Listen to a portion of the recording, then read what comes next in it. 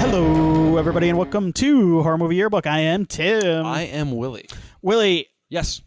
The people can reach us at horrormovieyearbook@gmail.com. Gmail.com. They can. Yes. Instagram, X, Twitter,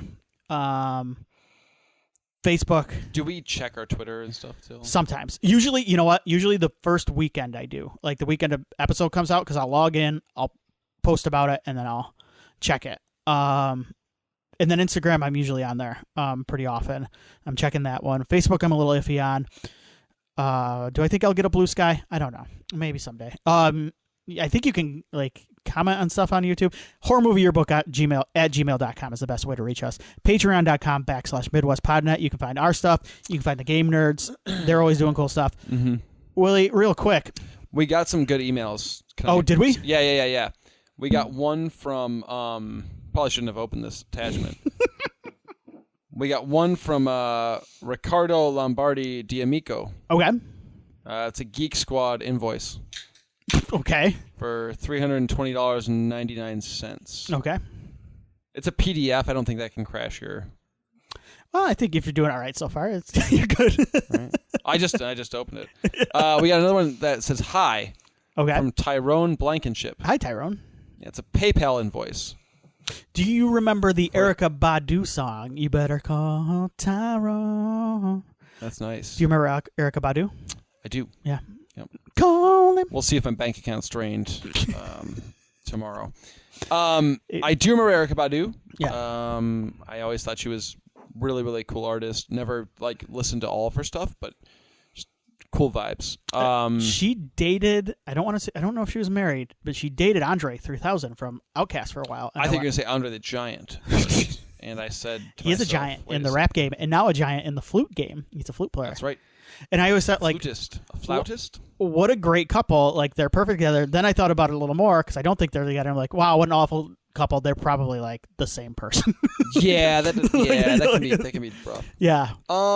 Yeah. No. So thank you guys for sending us a Geek Squad invoice and a PayPal invoice. Hey, real quick though, I want to ask you. I assume you paid us. The Geek Squad? Yeah. We're the Nerd Squad. We're the Film Nerd Squad. Yeah. I've never been to a Geek Squad. I haven't either. They've been around for a while though, right? Yeah. That's the Best Buy. Sure. Uh-huh. Yep. Those set photos, real quick. You got any those Friday the 13th Crystal Lake set photos? You got any set photos? You got any hot takes on those? They took them down. A24 asked to take them down, but we saw them. Sure. We saw the Voorhees, the cabin, and we saw Miss Mama Voorhees, Linda Cardellini. Look, in terms of the photos, the content of the photos themselves, it's a cabin, or a lodge on the campground. Yes. There were some old cop cars and maybe a motorcycle that may or may not belong to Officer Dorff. An artist. Yeah. Look, that stuff. If you were just showing people these pictures, they'd be like, okay. For me, I'm going, okay, it's real now. It's happening. That's kind of how I felt too when I saw it. They're filming a Friday the 13th project at a summer camp right now. Yep. And I've been very, and I think reasonably so, jaded by this franchise for a while. And this is the first time where I've gone, oh my God, this is happening. And then I saw, that photo of Linda Cardellini as Mrs. Voorhees. And that is insanely exciting because she's an absurdly talented actress. Always liked her.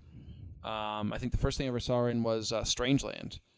I liked her back then, and then Scooby-Doo was the next thing. And she's great in those. And so I like her. Great actress. Kind of have a thing for her, certainly very attracted to her. And so I have mixed feelings because I feel weird a little bit being attracted to Mrs. Voorhees. But I might also be pretty okay with that. I'm not that upset about it. No, in all seriousness, though, she looks a little younger than sure the Mama Voorhees we have seen. in past iterations. It worked for AMA. It did, yeah. Ultimately, this is very exciting. I am the fact that it's filming. They clearly care enough about this project to cast somebody in this role who is going to deliver. I think I've never seen her not deliver, and there's some talent too. There's talent behind it, mm-hmm. and the fact that they're shooting it in Jersey. Yeah. Which is not the cheapest place they could shoot it. They're not shooting it in Atlanta. They're shooting it not the same campground, but basically the same exact area that... It's only, 50 or 60 miles away from Blairstown? Yeah. And they're including insane things that I wouldn't have even thought to include, like Officer Dorf. That stuff, to me, I go, okay... They get it, at least on a surface level. They get this, and people have pointed out that cabin that they showed looks similar to the Voorhees house from Jason Goes to Hell, which is neat. Yeah, I'm excited too, and that's kind of where I'm like, oh, this is starting to feel real. This feels real now. And I don't even want to touch on the other because Jason Universe came out with some stuff too. Like they're making a hard cider commercial, essentially, is what I gather. There's a new cider queen in town. Sorry, Alex. And it is Jason Voorhees, apparently. It's called Sweet Revenge. I will say this though. It's a short film, apparently. It seems like it's going to be a commercial for a hard cider. That'll probably be out around Halloween time. That's fine. I'll probably drink it if it's at Halloween Horror Nights when I go. If they have it there, I would assume it would make sense to have it there. If they're going to do a Friday the 13th house, they will probably have this hard cider there. The director is Mike P. Nelson, and he did the Wrong Turn reboot from a couple of years ago. Yes. That I think we watched on the podcast. Yes. If they ever did decide to pull the trigger on a feature film, like he's the type of director who I think would be an okay choice for something like this. So that's all I wanted to say is maybe this will get him a job doing a reboot. Yeah, I'm all for it. I'm all for anybody who can find a job at this point. Finding a job. Yeah. Yes. Yeah. So. Happy 4th of July, everybody. This is dropping 4th of July. We're going to be talking about a German Expressionist film, or a movie inspired by German Expressionism, I should say. Yes. Anyways, happy 4th of July. But we're recording this on July 3rd, which, of course, is Return of the Living Dead Day, which is... Yeah, which is, for me, it's the day to celebrate. I'm lighting off fireworks tonight. Yeah. I'm gonna go jump in a vat of tar. Your poor dog, you're going to give her... Oh, we give her Xanax now. Xanax, yeah. Well, I went and picked it up at the vet yesterday. Otherwise, she's going to be a mess. I don't like this holiday. No, I don't either. I've never been a fan. I've told you this, and this has been an adjustment for me with a child. I don't like going outside. You have to mingle with people outside. That's not something I'm a fan of.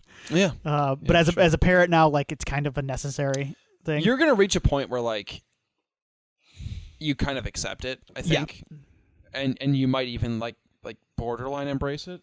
Right. I feel like I've reached that point where I'm like, it's okay. Like, it's cool. Yeah. Like, I was very social way back when. Yes. I'm talking about like you have always been more social than me. Than you. Yeah, sure. That's fair. But you were, I mean, I don't know. I think by the time I met you. Yeah. You would have been in your mid to late 20s. Yes. I was in my mid 20s. So we were only a couple years apart. And I think you were starting to that trend of being a little less social maybe than you had been perhaps before. Yeah. But you were social enough certainly for us to talk and stuff like that. It takes me a bit to warm up, and it takes me a little bit to get. You gotta read people a little bit. I gotta read people. Like it's the way I'm. It's never anything like bad. Like it's just like I don't know. Like there are certain people like I'm like I don't know what I'm going to talk to this person about other than like hello, and that's fine enough for me. Yes. Well, it was cool we went and saw the movie because you've never met Sean before. Yeah. Oh yeah. And Sean's cool as hell. Yes. So we're good. But Sean's a dude. Like he's a dude. Yeah. He's like a dude. Like I go like I could find stuff. Him and I can find common ground. We can talk about. He's got a thing tattoo on his leg. Yeah. We're okay. Like the dude's chill. But it takes me a minute. And I'm kind of just like a socially awkward and kind of nervous guy anyway when it comes to that. But anyway, I get it. But like 4th of July is a very outside holiday. And It is. Yes. I've never been a big fireworks guy, so like that's not for me. Yeah, I get that. I'm not a big fireworks guy either. They freaked me out as a kid. Yeah. I burned myself on a firework one time. Did you? A sparkler. It wasn't really. I couldn't firework. I want to sound cool. No, I like burned myself with a sparkler when I was a kid. I have a family member who they lost their eye. From a firework? Yeah, not their own doing. It was lit off near them, and it ricocheted off something and hit them in the eye. Do you know the weatherman from Channel 7? Yeah. Yep. Yeah. So we're not big on fireworks Oh. in our household. We don't goof around with those. Okay. Now, that being said, I have been a part of a fireworks show before. Okay. Before I changed my stance. I was throwing mortars down pipes and launching them into the professional grade. I did it on a lake, Dyer Lake, which you've been to. Dyer Lake, yeah. In Mottersville. Yes, I have been to that lake, yeah. You know the song Fire Lake by Bob Seger? I do. like that song, yeah. Bob Seger, hit or miss, but man. Not a Seger guy, but like when he hits for me though, man, Bob Seger really hits. Yeah, for you? Bob Seger does hit when he hits, but when he misses bad. Sure. Yeah. I don't know why I don't like Detroit-based musicians. I feel bad. Bob Seger is a very earnest guy, and his songs are very earnest, and I like they can be a little bit cheesy, corny. Sure. I can see why. Do you have a favorite Detroit-based artist or?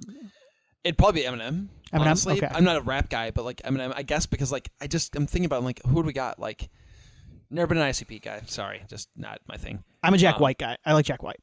I don't like Jack White. No. I like a couple of the White Stripes songs early on, but after that, I'm kind of out. Yeah. I don't like Kid Rock. MC5. Do you like the MC5? I'll be honest. Do you like to kick out the jams with the MC5? Okay, that's it. That's the one. Yeah. That's MC5 would be my. Yep.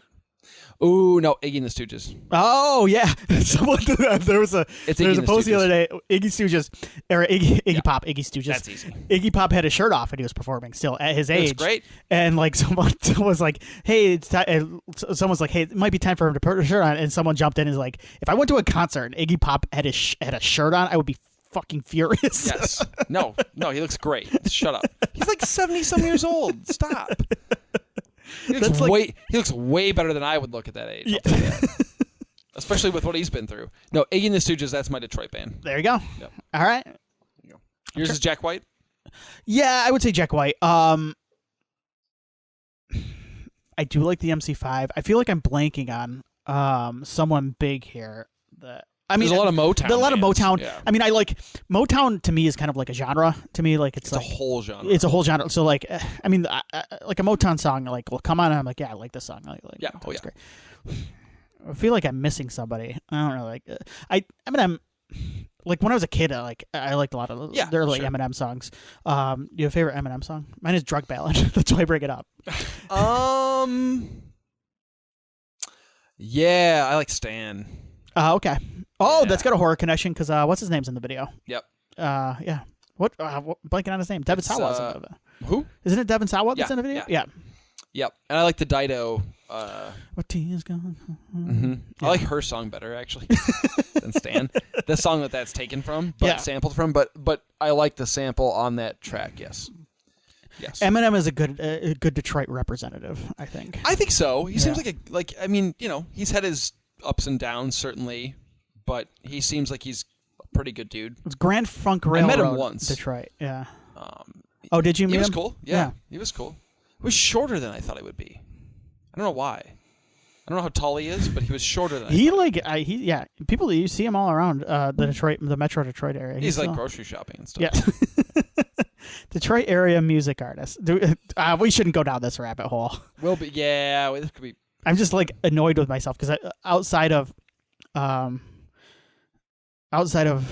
Diana Ross, Stevie Wonder. Yeah, I mean, okay. Is Stevie Wonder from Detroit? Oh, Alice Cooper's from Detroit. Oh. Was Aaliyah from Detroit? Who? Aaliyah, the singer. Sure. Dude, Alice Cooper's good too. Man. Big golfer. Man. I used to work at a classic rock radio station. He would golf all the time with the DJs and the people. Big golfer. Yeah, big Lions fan. Yeah, he's always. Everybody talks pretty well of Alice Cooper. I've met Alice Cooper. He was unbelievably awesome and chill and laid back. I've met Alice Cooper. I've met Eminem. I have not met Kid Rock. Okay, but my dad has. before Kid Rock became famous. Yeah. And he said he was a prick. So I've not met Jack White, but I know someone who has a family member that got the shit beat out of them by Jack White. Oh, wow. Holy crap. He's also in a band, this guy. Jack White beat this person up. Jack White beat this person up. They were both in a band. I think it was after. Jack White doesn't seem like a fighter to me. I think he's got a pugilist. He's got a side. He's got a side. Okay. This was probably now about 20-something years ago. So yeah, you know this person too. I guess it's not their family member. Did this person deserve to be beat up? We don't know the person that got beat up. We Okay. know the person who is related to the person that got beat up. And from what I gather, from people who know, it was deserved. The lead singer of the Bondies, yes, he deserved to get his ass kicked by Jack okay. White. Yeah. Okay. All right. Say no more. Sponge. Sponge is a good Detroit band. Yeah. Sponge is a good Detroit band. Do you want to talk about Frankenstein, or Yes. should we keep going down this? Yeah. Frankenstein is not from Detroit. What are we talking about? Ghost of Frankenstein, right? Son of Frankenstein. Oh my gosh, it's tough I'm to like, keep these. holy shit! Did we watch the wrong movie? Dude, I panicked for a second there. Well, guess what? I'm looking at my notes. It says "Son of Frankenstein" notes right on it, so I should have just read that. We watched Ghost of Mummy's Ghost. Watch the Mummy's Ghost, Dracula's Son of daughter. Frankenstein. Yes. And now Son of Frankenstein. Yes. All right. So what I've been doing is giving a brief history of the franchise before we get into our thoughts on it. So this is, of course, the Frankenstein franchise. Frankenstein is, of course, not the monster, but The good doctor. I'm going to say it right now, so when we screw up later, I do not care if anybody calls Frankenstein's monster Frankenstein. It does not bother me. It has never bothered me. I think if he ever had, if the good doctor he's egotistical enough to name the monster Frankenstein if he were ever going to do it. I get that. Yes. So I am okay if somebody slips or just refers to him as Frankenstein, because to me that's fine. There's a I can't say it out loud because I'm not a bad person. I don't think. But there's a skit. Do you remember the skit from Chappelle's Show with the Frankenstein's monster working in the office building? Oh yeah. And the lady says, "Bleep, you a Frankenstein." Yeah. And every time I think of Frankenstein, I think of that. 'Cause it's so fun. The delivery is so good. Do you remember, I think it was an SNL skit where it was like Twilight, but with Frankenstein? Oh, it was so sweet. Yes. Frankenstein is good fodder for comedy. He is, yes. Yes. Frankenstein, the original, was released in 1931. I think he's the most popular of the monsters. I think he's the heart and soul of the Universal monsters, Frankenstein's monster. Yes. Would you agree? Okay. I would 100% agree with you. Yes. I think he could be a tough nut to crack, though in modern times as far as movies. I think that's why I haven't seen one in a minute. There's been some Frankenstein-inspired movies lately, but and Guillermo del Toro has one coming out. I'm interested to see how that goes. It looks cool. Yes. Yeah. So, but he's kind of been making Frankenstein-inspired movies his entire career. Like, this has been one he's been kicking around forever, too. Yeah, he's wanted to make this for a very, yes, very long time. I kind of don't want to go over the first Frankenstein too much. Sure. Robert Florey was originally attached to the movie. He actually filmed a 2-day test with Edward Van Sloan and Bela Lugosi. I'll talk a little bit more about that later because that's kind of a famous test. I don't know what you want to call it, pilot or filming, whatever. It failed. Carl Laemmle, I believe, was like, he's like, this ain't a good picture. So he brought in James Whale. Whale brought in Boris Karloff. James Whale's partner had seen him in a stage play, I believe, is kind of the settled upon story, and said, like, this guy is perfect. He's got the soulful eyes. And Boris Karloff is really the reason Frankenstein's monster, in my opinion, is what it is today. I don't think anybody's ever done it better. The original ending of the movie had Henry Frankenstein dying at the hands of his creation, but as the film was being shot, Universal said, no, we can make sequels out of this. So they had Henry Frankenstein survive the fall. I wanted to bring that up because that, of course, is important as we talk about the sequels. The first sequel is called Bride of Frankenstein. This is probably one of my favorite movies of all time. I wouldn't say probably this is James Whale through and through. It's a very campy, perverse horror comedy. It is a straight up horror comedy. Karloff, by this point, he was billed as a question mark in the first one, but he was Boris Karloff by this point. They had him. I think they had Karloff in big all caps, kind of like you see most like song titles these days. This one, of course, has the famous ending, "We Belong Dead," where the monster turns on. Yes, with a final tearful, like as he looks, tears in his eyes at his mate, the bride. He pulls the lever and atomizes the lab. So that's where Bride ends up.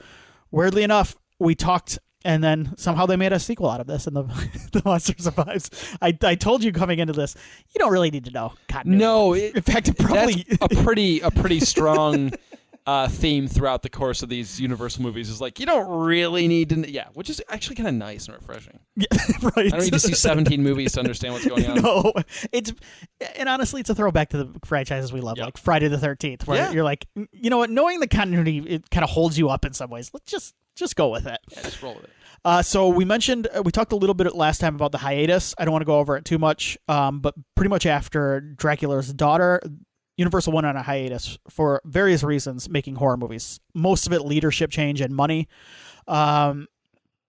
This movie, though, kicked off its second horror cycle going into the 1940s. This was in 1939.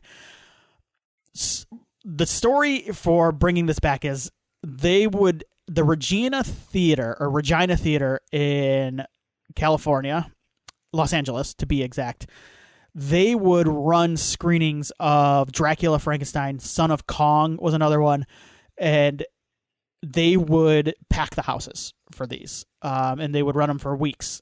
And Bela Lugosi actually showed up to some of these, and he credits these screenings for kind of revitalizing his career and actually getting him a job again on this film. The lesson that Universal at first took from this is, we need to remake these movies. Which, when I read that is so funny because nothing has changed in Hollywood. No. It's amazing, isn't it? People think like the creative bankruptcy in Hollywood these days is like something unique to the time, and it's not. No, it's not. Their first thought is like, we should just remake these movies, but they decided, no, let's make a sequel. Yep. We'll do that. That it will at least, and this really kind of led things into the next decade. It is a very, I would say, it's a lavishly shot and filmed. It's a big budget movie for its time and its type. It feels that way. And the lessons they learn from it are probably a little different. We kind of saw them in action with The Mummy's Ghost, because that came after.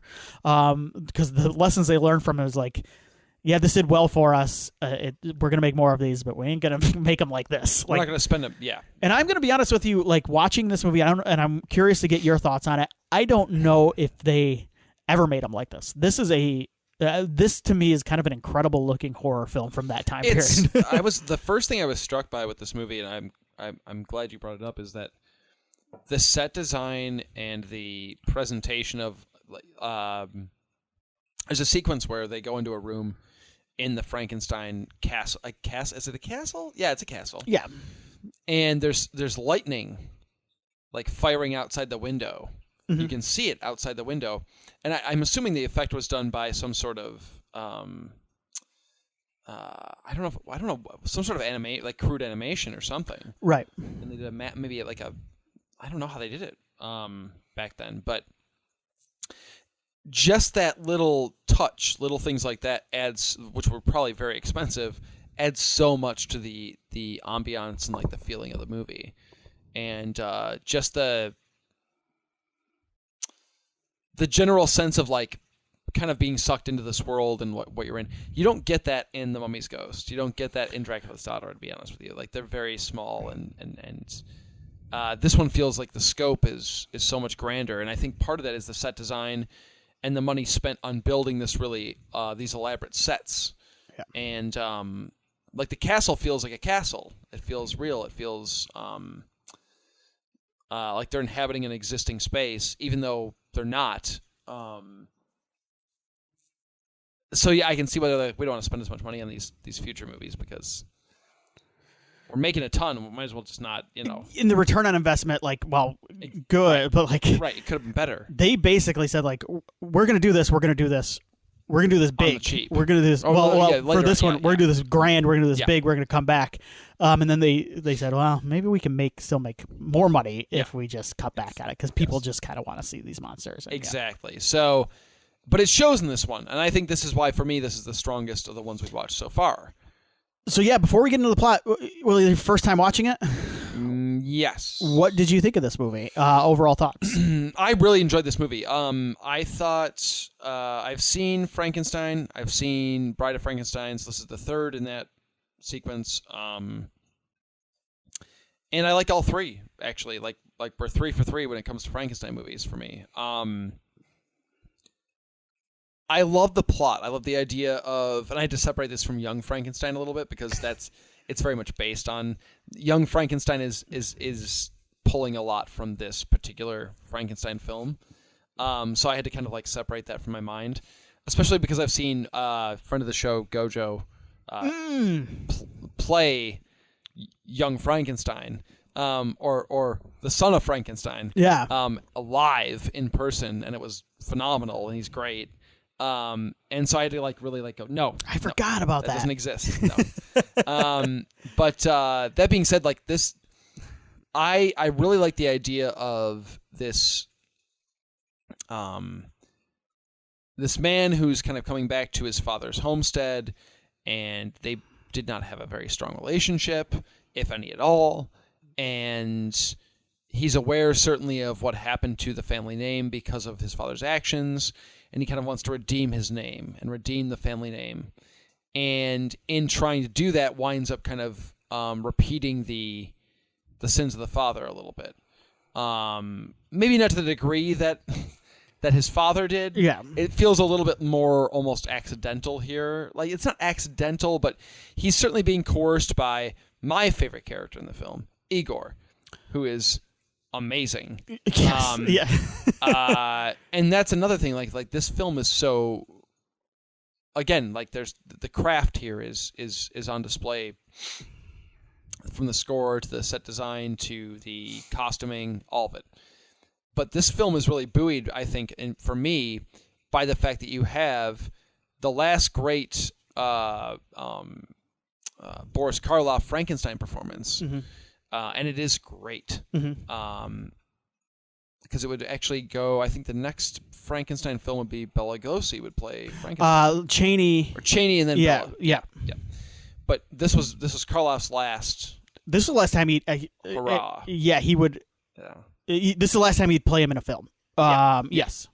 So Karloff as the monster, and then you get Lugosi as Ygor, mm-hmm. and Lugosi's awesome. I've not seen every Bela Lugosi performance because he made so many movies, but I think this is his best performance. I think he's so incredible in this movie, and yes, he's fantastic. He's menacing. He's kind of sad. Yeah, there's a sympathetic quality to his character, mm-hmm. too, because he's just like this literally and figuratively broken man. Yeah. Just like the two of them are so great, and they play so well together. And then, of course, you have Basil Rathbone, who maybe is most famously known for playing Sherlock Holmes. Sherlock Holmes, yeah. But he's a hell of an actor. Mm-hmm. And he plays such a great, flawed hero in this film. You know, he's a guy who, again, he's trying to almost make up for what his father did to the family name. Like, he's trying to prove to the world and to this community that he's not that thing. Right. I really enjoyed this. I thought it was a lot of fun. I sincerely, it's certainly, I'm getting more used to the pacing of these movies. Yeah. Which I think helps. After watching the last two, I think I'm in that mindset now where I kind of, it's a longer movie, but I think I kind of... This one, I think, is the most modern, though, feeling for me. It is. Yeah. Yes. It does feel that way. But, it still has kind of that weird rush to the ending, yes. a little bit, which these all have. Where let's go, okay, the audience wants to go home. Yeah, let's they go. got- The they got finale train to feels catch. very like, okay, we're done now. But it does feel like the finale is this weird, like it's super. It's kind of awesome, like the big. But then you're right. It's just like, all right, we're out of here. We're done. they're done. Yeah, we're bouncing. Yeah. There's no lingering. They or get on like, a train, don't they? They start waving. There's no attempt to like reflect on what we've seen. It's just kind of like, all right, credits, get out of the theater. We got another show in 10 minutes. Yeah. Let's go. So no, I mean, like, I really enjoyed it. It's my favorite of the bunch so far. It does not trump Bride for me. Mm-hmm. I haven't rewatched the original Frankenstein in a long time. This one and that one are kind of neck and neck for me right now. Bride, I think, is the best of the series. But I do think this one's on par with the first Frankenstein. Yeah. So I really dug it. Yeah. Good. I'm glad. This series is going pretty well. Like, and this is. I don't think we're gonna top this movie though. Who knows? Who knows? You might like some, but like, so I do watch this one every so often. And I'm always kind of. This is one. I mentioned it feels modern to me, but like, I love the Frankenstein series. It's really the first three movies, though. After that, it's a little bit similar to the Planet of the Apes series to me, where each movie kind of has its own like special feel to it and special hook. And then as it gets later, they start running out of money, and like, or they just don't spend the money. Spend it, yeah. This is kind of, though, these first three Frankenstein movies to me are like kind of an incredible trilogy of films, because you got the first one that is, of course, the iconic, the first movie, and then Bride is such a James Whale feature. It's one of the great horror comedies, and then this is just its own beast of just like you said, just kind of this weird like German expressionism like inspired. There is that, yeah. Yeah, and then sure. honestly, there's great character work, and I think it's a well written film because there are multiple characters. All of their stories come to a head at the end, because we didn't even talk about the inspector. Well, we'll talk about him later. Yeah, he could be written as a joke in a lot of movies. I think even and he is in Young Frankenstein. Actually, sure. Yeah, yes. But he's taken very seriously in this. Like, he's somebody who's been through trauma, who's been through this event that's kind of shaped him as a person, and kind of his little conversation with the son of Frankenstein. Yes. About how he had dreams of going into the military, I think it was, but because of what happened to him as a child, like, that was dashed. Like, that's very sad. So I like that. That stuff kind of is. That stuff being here is very. It adds more dramatic flavor to what we're seeing. It makes it bigger than just a monster movie. Right. So that's nice. Yeah. All right, let's go through this plot if you're ready. All right, this is a little bit longer. So stop me if you're like, I need a break. Or Baron Wolf van Frankenstein, son of Henry Frankenstein, relocates his wife Elsa and their young son Peter. Now, Peter, I have to mention here, Peter has like a weird Southern accent, right? Yes, I'm like not Southern sure why. like Mississippi, or because they dubbed him Alabama. in. Yeah. These films are all dubbed, I believe. Like, yeah. Of this era, like there was no. So like, why?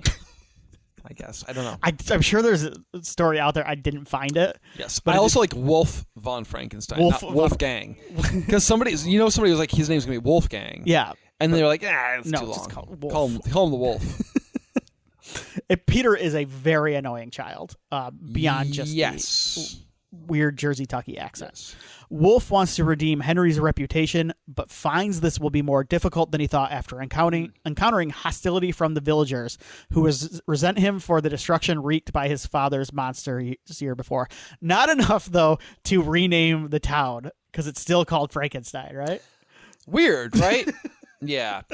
You would think that'd be like the first order of business is like, we're going to have a vote, and we're going to change the name of this town to something that doesn't represent the horrific monster. Maybe there's like an ownership. They're like, we want to like take. We're going to ownership. reclaim the name. We're going to reclaim the name. But why? But then like when he shows up, like, why get that pissed? Like, I don't know. Yeah. odd. What would be like Voorhees, like Voorhees Village or something if they decided to rename Crystal like the that makes sense. Myersville. Instead Myerstown. Myerstown. Yeah. Myerstown. Voorhees Village is nice. Yeah. Yep. That's good. Wolf's only other friend is local Inspector Krog, who wears an artificial arm because Frankenstein's creature ripped off his real one when he was a child. Which is freaking insane. Yes, right. So he was not a character as a child in the previous 2 movies, right? No. Okay, so this is unseen. Like yes. Okay, I guess like a retcon, right? Would be the I don't recall that. Yeah. So he kills a little girl in the first film. Right. But the story is though like the story in the movie is like during his rampage there. Yes, right. He got him. Yeah. Yeah. How enough? He just stops off the side and like I'm gonna rip this kid's arm off. It's insane. Like when you really think about the implications of this, Frankenstein's monster was like, I'm gonna rip that kid's arm off. That's insane. Like, is Del Toro gonna go there? Like, hopefully, I would love to see the return of young Inspector Krog, much like a young dwarf from Yes. While investigating Henry's castle, Wolf meets Ygor, a blacksmith who survived being hanged for grave robbing and has a deformed neck as a result. Also a cool as hell backstory. It's like, sweet. You don't see this a ton in movies of this era to have like something that badass. It's awesome. Now, Ygor has not been present in the previous 2 films. No. Which is interesting because I've not watched the original Frankenstein in ages. But I always recall Ygor being like right out of the gate, like he was involved.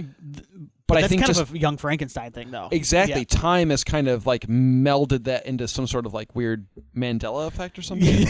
No, for sure. But so this is fun. This is like the first Ygor in. Mm-hmm. Yeah. This is another reason I suggest people. I'm glad you watch it too. Is like it does kind of inform a lot of the stuff in Young Frankenstein. Like you start to a go ton. Like, yeah. Wolf finds the monster's comatose body in the crypt where his grandfather and father are buried. Henry's sarcophagus bears the name Heinrich von Frankenstein with maker of monsters added in chalk. Oh, okay, they added that in chalk. That's right. I'm like, oh, what a badass to put that under. Just put it on there. Wolf decides to revive the monster to prove Henry was correct and restore honor to his family. Using a torch, Wolf scratches out the word monsters and writes men beneath it. Okay, so I do have a stop here. I wanted to go. You kind of talked a little bit about. It's fun to kind of see some of the recurring Universal acting troupe and the Universal players. Yep. Karloff. Okay, I did have the notes here. I thought I had it somewhere. So this would be his last appearance as Frankenstein's monster. Right. His only other appearances after this. He was at a Hollywood charity baseball game in 1940, and I think there are pictures of Frankenstein's monster playing baseball that some people may have seen. That's incredible. From here. Yep. There's also a unused dream sequence cameo in the 1947 film The Secret Life of Walter Mitty. The original, yeah. Yes. Where he plays Frankenstein? Yes. Makeup wizard. This is the notes. I took this from somewhere. So, Jack Pierce had been laid off, and he wanted to give him work, so he worked with him there. And then there's a 1962 episode of Route 66, apparently, but like proper, he never wore them. Yeah, that was it. Yes. Yep. Boris Karloff and Lugosi starred together in 8 movies. I believe this is the 5th one that they had a pretty decent track record together. You mentioned Basil Rathbone. Yep, he was actually billed above Karloff and Lugosi. And a lot of it is because, as you mentioned, Sherlock Holmes. Yeah, Hound of the Baskervilles was his big. Yep, he played Sherlock Holmes a couple times, I think. Yeah, and I think those are Universal movies, too. Yes. Yep.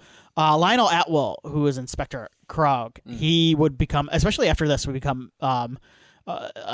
used in Universal horror a lot. He would play like authority figures, like he did here. Yep. The director Roland V. Lee. This is really his only horror movie. He did do a movie with Karloff and Rathbone and Vincent Price called Tower of London, but it's not really a horror movie. And then Frank Skinner did the music. He did a ton of music for the horror movies that came after this. So this is kind of a bridge from those two cycles. You know how like slasher movies have cycles, the 2 cycles? We talked a little bit about the first cycle last time, and then this is kind of the second cycle here. So, All right. Anything to add there? No. Okay. No. Makes sense. Yeah. Back into the plot here. Wolf revives the monster, but it only responds to Ygor's commands. He sends the monster out to commit various murders. Meanwhile, Peter talks of a nice giant who visits him in his room and whom he gave to one of his picture books. That stuff is really cool too. I like all that stuff because it's touching on the weird kind of humanity stuff with the Frankenstein monster, where like, yes, like he can rip a kid's arm off, but like, what did that kid do? Like, yeah, was it on purpose? Maybe he pissed him off. Well, or maybe like he like went to go shake his hand, like yanked his arm off. Yep. But then on the flip side of it, like he has this like there's a sweetness to Frankenstein's monster where like there's a tenderness and an innocence that he has where he's almost a child in his own right. And so you have this moment of, you know, he's talking about the giant that came to visit him.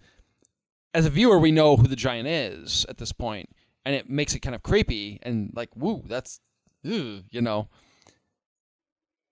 But from a kid's perspective, you're like, that's really sweet. Like, he's got this friend that he's made. Like, so I love that. And I love that we can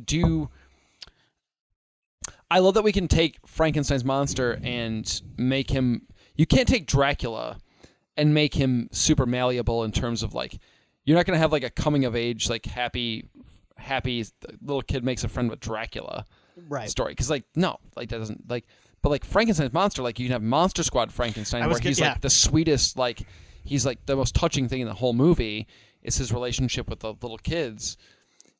But then you can have like a Frankenstein's monster movie with like the Branagh one where he's like kind of terrifying. And yeah, so I love the scope of what you can do with that character as opposed to like the Wolfman or Dracula. Yeah. And I think that's why he was always my favorite monster as a kid too. I went like Halloween, I think once or twice as Frankenstein's monster.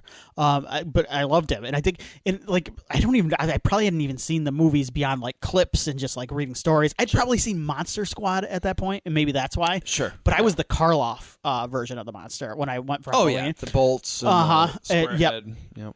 And part of it though is because like there's like you look at him and you look at Karloff and you look at the monster and like there's a certain like as a kid you're like, oh, he's kind of like he's a sweet old man. There's a sadness. Yeah, there's a sadness. He's like a sweet old man. Like you want like like maybe you want to like he could seems take all right. Yeah, he'd take you down to the go fishing. Yeah. Oh, that's right. Yeah. Elsa and Amelia, Peter's nurse, are amused at his supposed imagination. What a scamp! And only Wolf and Krog, I love that name, take these stories seriously. Krog suspects that Wolf has created a murderous monster similar to Henry's due to marks on the victims' bodies. However, Wolf denies this. Meanwhile, Benson, the Frankenstein's butler, the butler always has to be the name like Benson.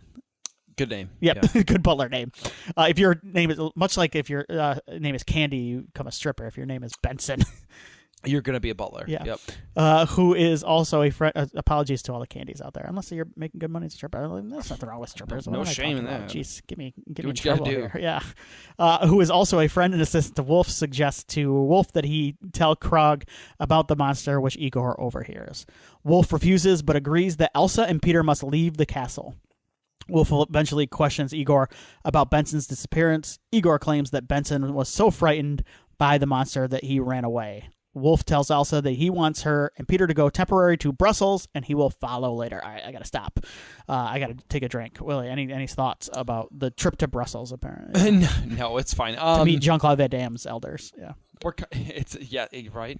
It's a nice it's an escalation, right? So it's kind of, we're recognizing now, like, we know the score as viewers. Not everybody in the film knows the entirety of what's happening. They have their theories. And we now know that the situation is dangerous enough to warrant his wife and his kid getting out. And then, of course, they're stopped. Is it Krog? Yeah. Is like, nah, you can't leave. Like, we're trying to figure out this investigation or whatever. So that adds a level of danger to this final section of the movie that I think works really well, because if you've seen the previous Frankenstein films, you know that people don't always make it out unscathed. And so you've got this little boy and the wife, and either one of them could be in harm's way, depending on how things shake out with Ygor and the monster. So, yeah, no, I like all this stuff. Yeah, it's an escalation of things. This is, you know what? This is where I want to talk to you a little bit more about Ygor and Bela Lugosi. Yeah. So there's a history with Lugosi and Frankenstein, the role of Frankenstein's monster, and I touched on it a little bit with that screen test, or that kind of test footage they shot. Sure. Before the original movie. He played Frankenstein's monster in that test footage.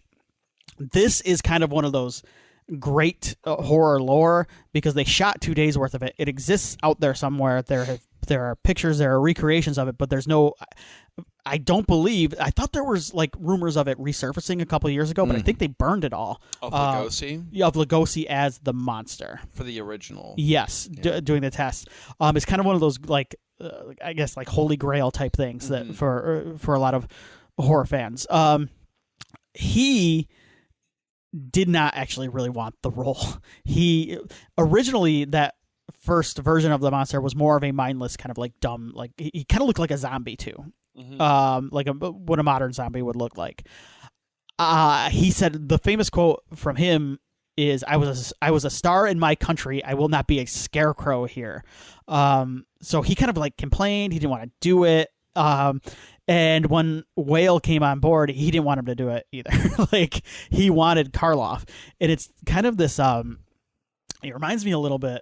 Part of the reason he mentioned, he talks about Karloff's eyes and how expressive they are. Which they are. Yes. Yeah. He says the monster must have a soul. Bela does not bring that, is what, like, James Webb quote, which is a sick fucking 1930s burn. But wow. I would disagree. Maybe in the case that he's talking about, I would disagree, because I think he brings a lot of soul to his performance as Ygor. I think there's a sadness in Bela Lugosi as a person that comes through in his performance as Ygor. It's a little unfair, but yes. I get what he's saying. You know, especially if Lugosi thought he was above it at the time, because he was a dignified man. Sure. Bela Lugosi was that he if he didn't feel it up to him, I could see him turning up his nose at it. Yes. I guess the thing I'll say though is I think it worked out best for horror in general, and I don't think Frankenstein's monster would have been what it is without Karloff. And I don't think anybody wanted to make that first version, so it's good they didn't. And I'm glad Ygor exists, because I think this is Lugosi's finest hour in a lot of ways. So he's just so much fun. Yeah. He's menacing. He's kind of sad. He adds a ton to this role, and I think it seems to me like he's enjoying what he's doing. So me too. Maybe he wasn't. I don't know. This role, I think, Ygor. By the time this came around, so the other story is he and Karloff kind of bonded on the set of this, because Karloff, I believe, had just had a daughter. I want to say, and they were both parents at this time, and so they kind of bonded for the first time. It's kind of the story on this one. So, and Lugosi I mentioned earlier, he was kind of grateful for a resurgence, because he had kind of fallen on hard times a little bit too. So I think he was really relishing this role. Good. Okay. It shows. He seems to be like very much into it, very much committed to the role.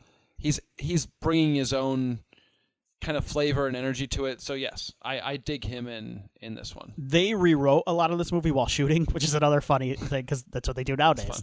These big budget movies, people are always shocked to hear like, oh, they rewriting the Marvel movie on set or like whatever. I'm like, yeah, they do this all the time. Like they did it. Like you look back, but some of it is because of his performance as Ygor. They added more Ygor to this. So he's great. They should add more. After what is first believed to be an accidental death, a man apparently crushed by his wagon, another murder occurs, and Krog realizes that these latest deaths are connected to the previous 6. The next day, he tells Wolf that he cannot allow any of the family to leave the castle for their own safety, as the villagers are convinced he had something to do with the murders and might get violent. Peter shows Krog a present the giant gave him, which the inspector realizes is Benson's watch. Wolf tries to force Ygor to leave, but the monster comes to his defense. Ygor boasts that he sent the monster to kill all the men from the jury that sentenced him to hang. Ygor is such a He rules. badass. Yeah, he's sweet. That's where I'm gonna stop. I had a couple other notes, but anything from here? No, he's awesome. That's the courtroom scene, right? I Is love what it. we're talking about. Yeah. Ygor's like, hey, I need you to kill this guy, this guy, this guy, and this guy. Yeah. And the monster's like, all right, you seem like a good dude. This new Frankenstein doesn't have it figured out. Like, you got it figured out, Ygor. I love it. German Expressionism was it's an art movement in the 20th century. It was big in the 10s and 20s, but in movies, it's kind of like these. It's like big shadows, exaggerated, like sets. Like you get the big castle, like all that stuff. I would say if you're looking for modern examples of this, Tim Burton is like the modern example of this type of movie. I would say I'm thinking back, like Edward Scissorhands, the early Tim Burton stuff, but like Batman Returns is like a German expressionism. Dude, it's like spot on. Yes. Yeah. Like that Gotham City is what I'm talking about. Yes. Where you've got the shadows, you got the big buildings. When he gets to get unhinged and go full on, that's a perfect example of what yes. Yeah. There's a lot of that in this movie too. Yes, and so it became big around World War I. The early examples are Caligari, Nosferatu, the original, and then like Metropolis. But around this time, it started to become in vogue again in like the 1930s because you get a lot of German immigrants that came over. Jack Otterson is the art director on this, and you can see the sets in this movie have those kind of, it's got to get that twisted, like all the exaggerated shapes, a lot of angles, stuff like that. You see, I think it separates this movie from a lot of the Universal pictures at the time. I think that's what's such a main draw for me in this movie. Jack Otterson was nominated 8 times, I think, for set design for Academy Awards, never won. Deserves it. Yes. Yeah, I think, yes. I'm trying to find, Arabian Nights was one of the big movies he did. So this is a David J. Scull who wrote The Monster Show, which is very good, but people should check out. Otterson didn't just build rooms, he built psyches. Because that's another thing about German Expressionism is it's supposed to externalize the internal feelings and thoughts, the unease of the characters. So that is that is what it is all about. So yeah, modern examples would be like, Burton, the Babadook, I think some of those, because Ygor is very much like, he's kind of shot like Nosferatu. He looks like Nosferatu too. But the Babadook, Dark City is another one. You remember Dark City? Oh yeah. Yeah, that's another one that's kind Alex of Proyas. Yeah. Yes. Director of Gods of Egypt. He's but you know what? The Crow has some German expressionism in it. Super. Yeah, absolutely. Yep. So that's what I'm talking about. And then this show, this movie definitely has it all over. What did you think of like the look of this movie? Oh, I think I said it's gorgeous. It's set wise, it's phenomenal stuff. It's the first one where that like maybe kind of lean forward and go, oh wow, okay. Mm-hmm. This is kind of the what I hoped and expected I would see from the look of these Universal movies.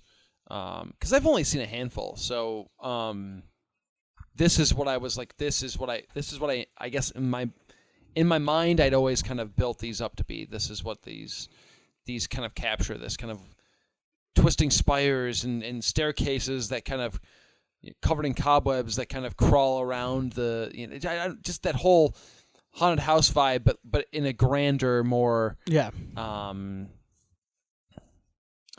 hefty budget way, I guess. Yeah. So I love the look of this movie. It's great. Yeah, and there's there's some real talent when it comes to set design because as we mentioned, Oscar nominated many times over. Yep. Later, Wolf suggests to Krogh that Ygor is the killer, but Krogh says Ygor was under observation and could not be the murderer. Krogh believes that Wolf knows who the killer is, a monster, either one created by Wolf or Henry's creation, which is still alive. To appease the villagers, Krogh arrests Wolf for the disappearance of Benson. Krogh then orders Wolf not to leave the castle. Nevertheless, Wolf is determined to throw Ygor off his property. He finds Ygor in the castle's laboratory, and when Ygor tries to kill him with a hammer, he shoots him. He does, too. You ever seen the old, there's an old In Living Color skit. Sorry, this just popped in my head. It's a Misery spoof with Rick James. Keenan Ivory Wayans is playing Rick James. Oh, wow.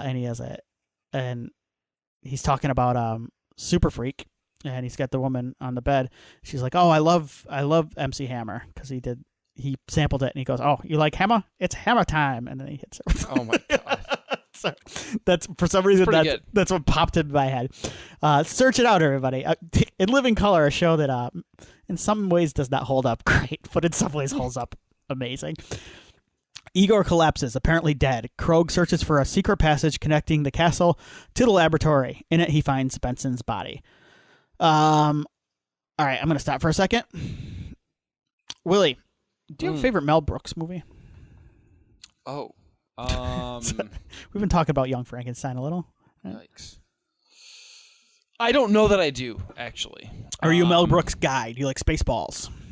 It's been years since I've seen Spaceballs. Do you like Blazing Saddles? It's been years since I've seen Blazing Saddles. Do you like Young Frankenstein? It's been years since I've seen Young Frankenstein. Yeah, I don't think I do. History of the World Part 1. So my wife... Yeah, I like Mel Brooks as a person. Like, this is going to sound weird. I love Mel Brooks as a human being and the fact that, like, what he's done... But I cannot sit here. Like, it would be disingenuous of me to say, like, you've seen them. I've seen them all. I've laughed, but I have not. Yeah. My wife loves A History of the World Part 1. It's like one of her favorites. They made a sequel. Yeah, she was mad that they did that because she thought it was the funniest thing in the world that they made a Part 1 and then never made a Part 2. That was the joke.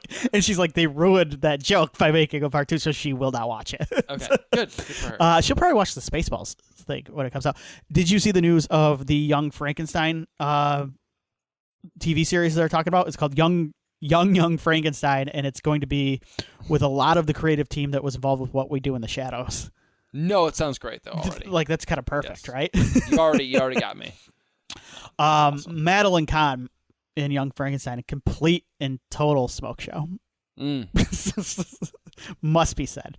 Didn't need to be said, maybe. No, it must be. I haven't. I just wanted to reiterate, though, for anybody who is a Young Frankenstein fan that maybe has not seen Son of Frankenstein, this, I think, is the movie to watch. In the Frankenstein series, it takes Young Frankenstein borrows from all of the Frankenstein movies, but I think Son is probably the one it cribs the most from. It's parodying the most.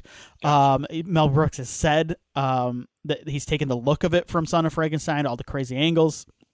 They use some of the props from Son of Frankenstein. The inspector in Young Frankenstein, Inspector Kemp, he's barely a parody with how he moves because a lot of it is so exaggerated in this movie. I like Young Frankenstein a lot. It's been a bit since I've seen it. I do want to revisit it now, especially if they're going to make a show about it. But yeah, I do like Mel Brooks. I'm in the same boat as you. Like, I'm not going to... I like Mel Brooks. Yeah. I can't sit here and be like, oh my God. Yeah. I've seen clips of Blazing Saddles. Blazing Saddles is the one that pops up because people are like, I can't believe they made this. Yeah. Well, so they'll post the clip, and I go, yeah, well, I mean, I don't know what to tell you. It's kind of amazing. The monster finds Ygor's body and screams in anguish. In his grief, he wrecks everything he can find. He abducts Wolf's son in revenge, but cannot bring himself to kill him. Krog, Wolf... I like that touch. That he can't kill him? Uh-huh. Mm-hmm. Yes. Krog, Wolf, Elsa, and Amelia pursue the monster to the laboratory where the struggle ensues. This part is so sick. The fight in the laboratory. The monster tears off Krog's false arm and uses it as a shield to deflect Krog's gunshots. Yeah, that part. This movie rocks. Wolf swings on a chain and knocks the monster into a pit of molten sulfur beneath the laboratory. T2, man. It's so cool.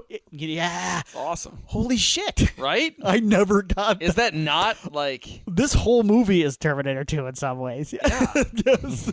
It is. Terminator 2 is inspired by... He's basically Frankenstein's monster. It's 100% inspired by... Wolf leaves the keys of the castle with the villagers who cheer him who cheer the family as they leave by the train. Okay, so this is the other. I love that too. I'm like, are they cheering because they're leaving? Or are they cheering because they killed the monster? They're cheering because, oh my God, thank God we got rid of this. Let's go. I love that. I love the final battle. I'm happy you brought up Terminator 2. Oh yeah, that blew my mind as an observation. Yeah. What did you think? That's it, right? Oh, it's awesome. This movie's sweet. The ending is hilarious. The movie's sweet. My favorite of the bunch so far. Maybe it could be my second favorite Frankenstein movie. I'm not sure. I gotta rewatch the original. I think you mentioned that. I wanted to say Bride is my favorite. I think this might be. I might like it a little bit more than Frankenstein. That's what I'm saying. I think this might be Bride and then this and then Frankenstein. I might go 2, 3, 1. Yeah. Yes. Yeah. I really had a good time with it. For sure. So they make Ghost after this. That's Chaney. The other thing too is The other thing too is this movie went over budget as well. And that's another reason why they're like, hey, let's call. Some of it was like beyond their control, like weather related, a lot of that stuff. But the first cut of the movie was even longer. It got good reviews. People liked it, but they were just like, we can make these cheaper.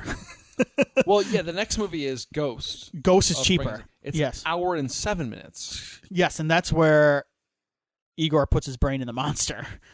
Ghost is wacky. I kind of like some of it, but Bela Lugosi's back. That's right. Yeah.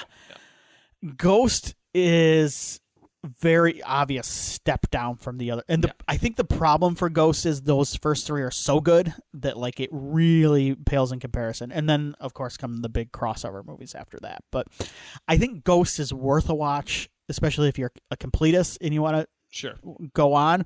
But it is kind of one of those things. I liken it to the final of the original Battle for the Planet of the Apes, where you're just like, they've got no money anymore. Like they're not spending any money on this. But yeah. All right. What are we doing next? Next we are gonna do. We're going with the Invisible Man as our next monster, our universe monster. So you are gonna have to let us know what the actual. All right. So I think we're going to do the sequel, the direct sequel. There's part of me that wanted to do The Invisible Woman, but The Invisible Man Returns is like an actual kind of fun sequel, and I don't recall liking The Invisible Woman that much. Sorry for being a misogynist. Let's go with The Invisible Man Returns from 1940. Nice. So once again, this is one of those second cycles, and then we're gonna wrap things up after with because we're just gonna do we're not gonna do Wolfman because he doesn't really have a direct sequel. He does crossovers, right? Yes, it goes straight into the cross because his first movie was House of Dracula, House of Frankenstein. Yeah, his first movie was made in 1940, which is when that stuff started to come in after. So Invisible Man Returns, and then we'll do Creature, and then our summer series will be wrapped. But I know, right? Which is like kind of depressing. I want to. Summer is like flying by. I shouldn't put you. Yeah, we'll do something fun after, in between, because then I want to put you on the spot, and I want you to pick a. I kind of want to for the fall. I want you to pick a series of things. Okay, I'm gonna start. So that's why I wanted to throw it at you now, because you put me in this position. I want you, and it doesn't have to be like this. It could be like a series of.